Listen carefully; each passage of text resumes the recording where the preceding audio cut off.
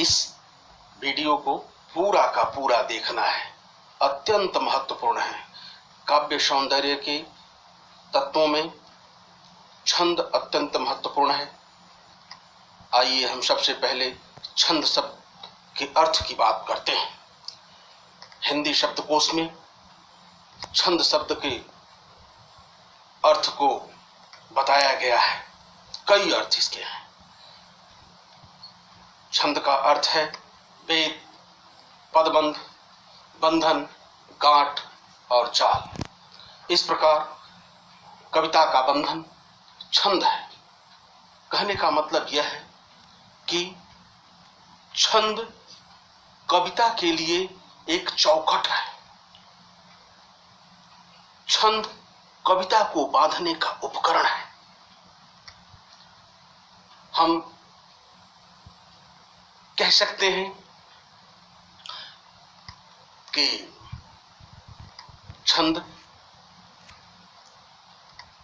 कविता को एक सीमा प्रदान करती है। छंद शब्द संस्कृत में छंदस कहा जाता है, जिसका अर्थ है नंबर 1 आच्छादन और नंबर 2 आह्लादन। छंदस शब्द चंद शब्द से निर्मित है, जो आह्लादन अर्थ धारण करता है। संस्कृत में कहा गया है छंदासि छादनात्, अर्थात जो भाव या रस को आच्छादित करे। इस प्रकार हम छंद की परिभाषा की ओर बढ़ते हैं। आइए हम क्रमशः छंद की परिभाषा देखते हैं। यह बहुत उत्कृष्ट परिभाषा है। जरा ध्यान देंगे, गौर करने की आवश्यकता है।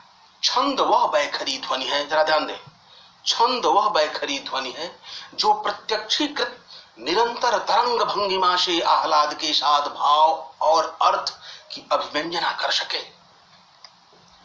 इसी को दूसरे शब्दों में हम कह सकते हैं कि जातीय संगीत और भाषा वृत्ति के आधार पर निर्मित लयादर्श की आवृत्ति को छंद कहते हैं। हम इससे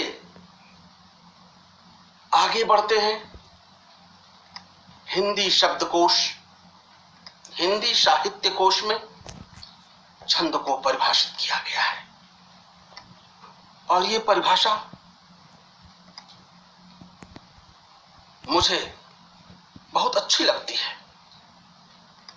कहा गया है कि अक्षर अक्षरों की संख्या, अक्षर अक्षरों की संख्या और क्रम, मात्रा, गणना था यति, गति आदि से संबंधित विशेष नियमों से बधी हुई पद्य रचना को हम छंद कहते हैं। मैं तो अपनी कक्षा में इससे भी सरल परिभाषा देता हूं। सामान्यतः मैं बच्चों को कहता हूं कि एक छोटी सी ये परिभाषा है, बोधगम्य है, इसको याद कर लीजिए। अत्यंत सरल शब्दों में कहें कि लय, तुक, यति, गति एवं मात्रा, वर्ण के क्रम एवं गणना पर आधारित पद्य रचना को हम छंद कहते हैं। तो ये सरल परिभाषा हम आपसे आग्रह करते हैं कि आप इस परिभाषा को याद कर लें। आपके लिए बहुत सरल है। इसके पश्चात हम बात करते हैं छंद के भेदों की।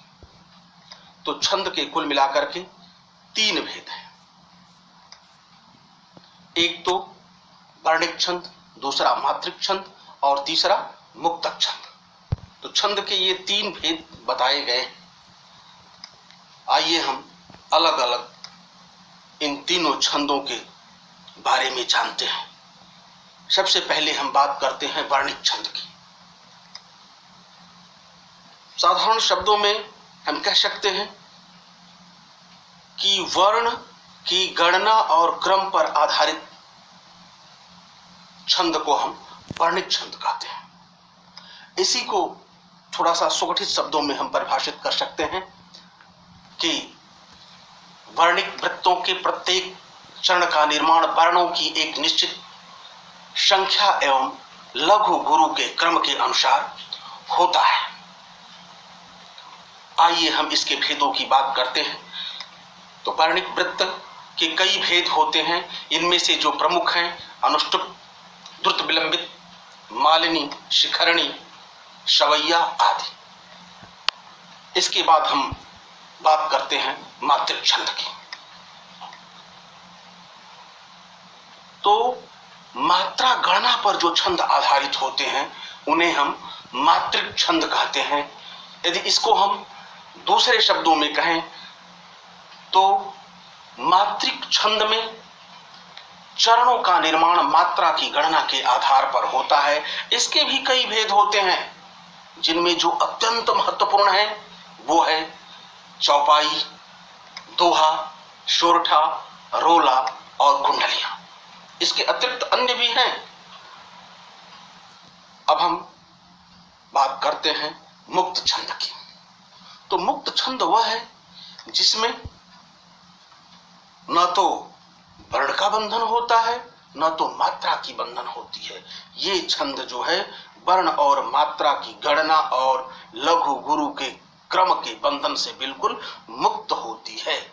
ये रचना जो है मुक्त छंद कहलाती है। तो हम कह सकते हैं कि स्वतंत्र रूप से लिखे जा रहे छंद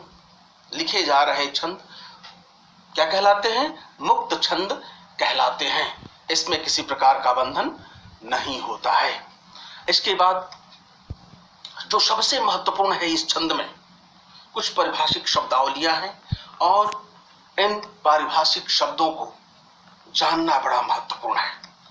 इसमें सबसे पहली बात यह जान लें कि छंद में स्वरों का बड़ा महत्व है।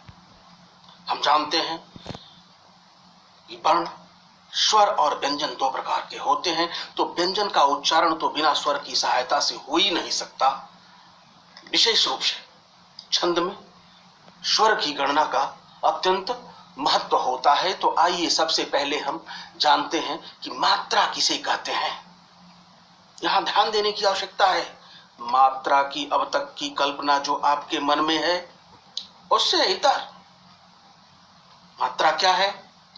तो वर्ण के उच्चारण में जो समय लगता है उसे हम मात्रा कहते हैं। वर्ण के उच्चारण में जो समय लगता है उसे मात्रा कहते हैं। अब वर्ण दो प्रकार के होते हैं। किसके आधार पर? तो मात्रा के आधार पर। एक होता है ह्रस्व और दूसरा होता है दीर्घ। तो आइए हम दोनों को अलग अलग जान लेते हैं कि ह्रस्व क्या है और दीर्घ क्या है। तो सबसे पहले हम बात करते हैं ह्रस्व की। ह्रस्व क्या है? ओ, ई मतलब छोटी, जिसको हम ह्रस्व ई कहते हैं। ऊ मतलब छोटा ऊ, ह्रस्व ऊ। और री एवं इनसे युक्त व्यंजन वर्णों को हम ह्रस्व कहते हैं। इनके उच्चारण में जो समय लगता है उसकी एक मात्रा गिनते हैं, उसकी एक मात्रा होती है और छंद के संदर्भ में हम इसे लघु कहते हैं। और लघु का चिन्ह एक छोटी सी खड़ी रेखा होती है। ध्यान देंगे।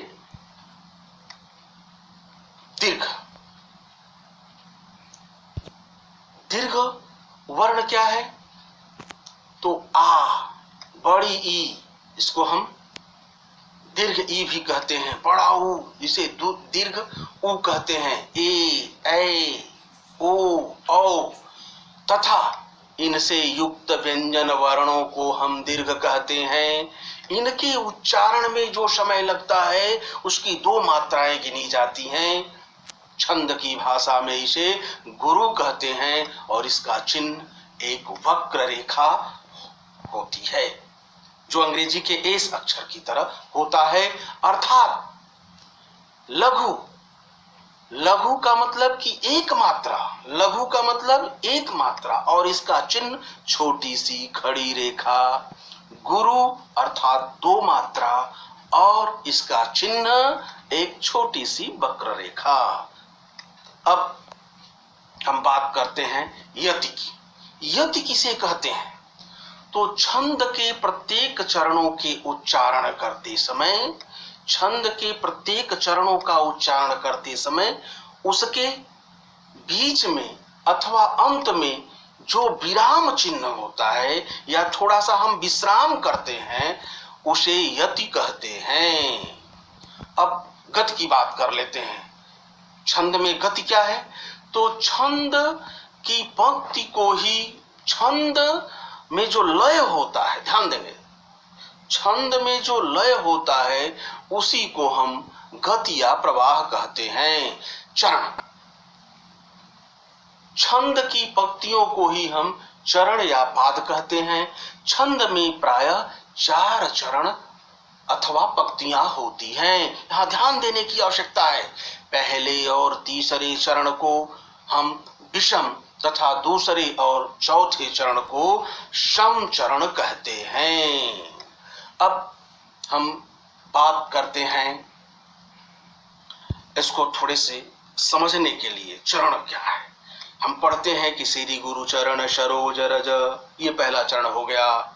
निज मन मुकुर सुधार, दूसरा चरण, और तीसरा चरण है वरनौ रघुबर विमल जस, चौथा चरण जो दायक फल चार। तो इस प्रकार से ये 4 चरणों वाला जो है एक छंद है। आइए हम अब इस प्रकरण में जो अत्यंत महत्वपूर्ण है, जिसके बिना हमारा काम चलने वाला नहीं है, जिसके बिना हम छंद की पहचान नहीं कर सकते कि अमुक छंद कौन सा छंद है, उसकी बात कर लेते हैं।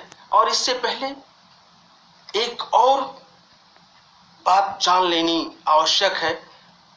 वर्ण के हिसाब से उसका जो समूह बनता है वो है गण। गण किसे कहते हैं?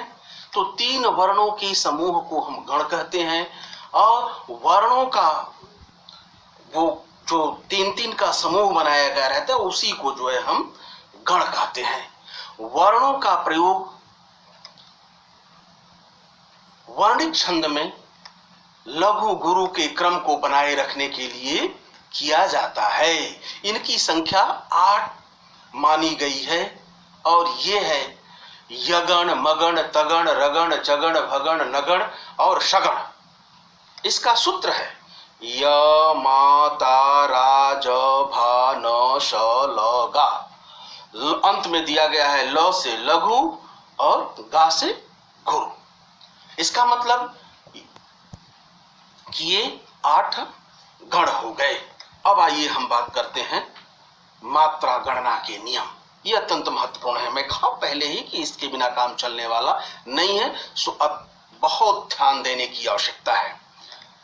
इसका पहला नियम है कि हर्षव, जिसको छंद की भाषा में हम लघु भी कहते हैं, ये है अ, हर्षव ई, हर्षव उ, री और इससे युक्त व्यंजन वर्णों की एक मात्रा गिनते हैं। और दूसरा दीर्घ, जिसे हम छंद की भाषा में गुरु भी कहते हैं। तो इन वर्णों जैसे आ, बड़ी ई अर्थात दीर्घ ई, दीर्घ उ, ए, ऐ, ओ, औ और इनसे युक्त व्यंजन वर्णों की 2 मात्रा गिनते हैं। इसका उदाहरण भी है। हर्ष वाले के लिए विष, विष उसमें उसकी एक मात्रा है, दोनों लघु हैं। इसी तरीके से कमल, इसमें तीनों लघु हैं, एक मात्रा। तुमुल, तुमुल, ये तीनों लघु हैं, एक एक मात्रा। इसी तरीके से दीर्घ अर्थात गुरु वाले भी उदाहरण है माला, माला, मां की दो मात्रा और ला की दो मात्रा। रोली, रो की दो मात्रा, ली की दो मात्रा। मौजूदा, मौ की दो मात्रा, जू की दो मात्रा और दा की दो मात्रा। इस प्रकार हम अगले नियम की बात कर लेते हैं।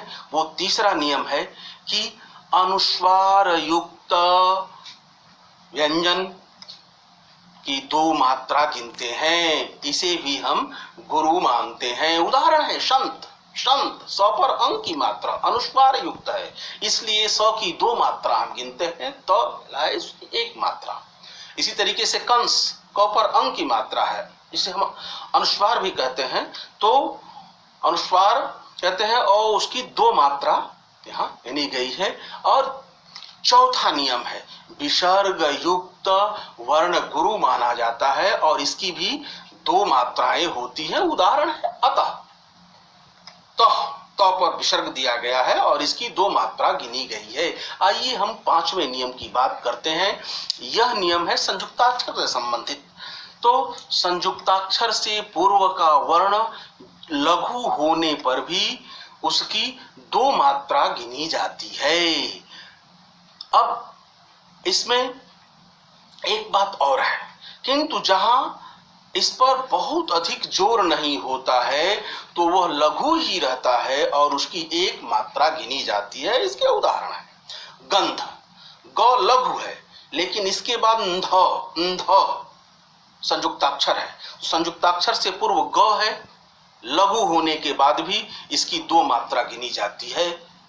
इसी तरीके से तुम्हारे, तुम्हारे, तुम्हारे के तू के बाद हाँ, ये संयुक्ताक्षर है लेकिन तू पर ज्यादा जोर नहीं दिया जा रहा है, इसलिए वहां लघु का लघु ही रह जा रहा है। इसलिए ये जो है उदाहरण के साथ ही इसको देख लेंगे। अगला नियम है छठा नियम, चंद्र बिंदु से युक्त वर्ण लघु ही रहता है तथा इसकी एक मात्रा गिनते हैं। उदाहरण हंसना, ह पर चंद्र बिंदु दिया गया है और उसकी एक मात्रा गिनी गई है। और इसमें जो वो अंतिम नियम है वो अपवाद है। अपवाद यह है कि कभी कभी चरण की पूर्ति के लिए उच्चारण को दृष्टिगत रखते हुए लघु वर्ण को गुरु और गुरु को लघु माना जाता है। तो ये हो गया मात्रा गणना के नियम। इन मात्रा गणना के नियमों को ठीक से हम तैयार कर लेंगे। अब आपका एक प्लेटफॉर्म, एक आपकी नींव तैयार हो गई। इसके बाद आप पूर्ण रूप से मात्रिक और वर्णिक छंदों को पढ़ने के लिए, समझने के लिए, उसका बोध करने के लिए आप तैयार हो गए हैं। तो ये रहा छंद, अर्थ, उसकी परिभाषा, उसके विभिन्न पारिभाषिक शब्द और मात्रा गणना के नियम। इन्हीं शब्दों के साथ हम आज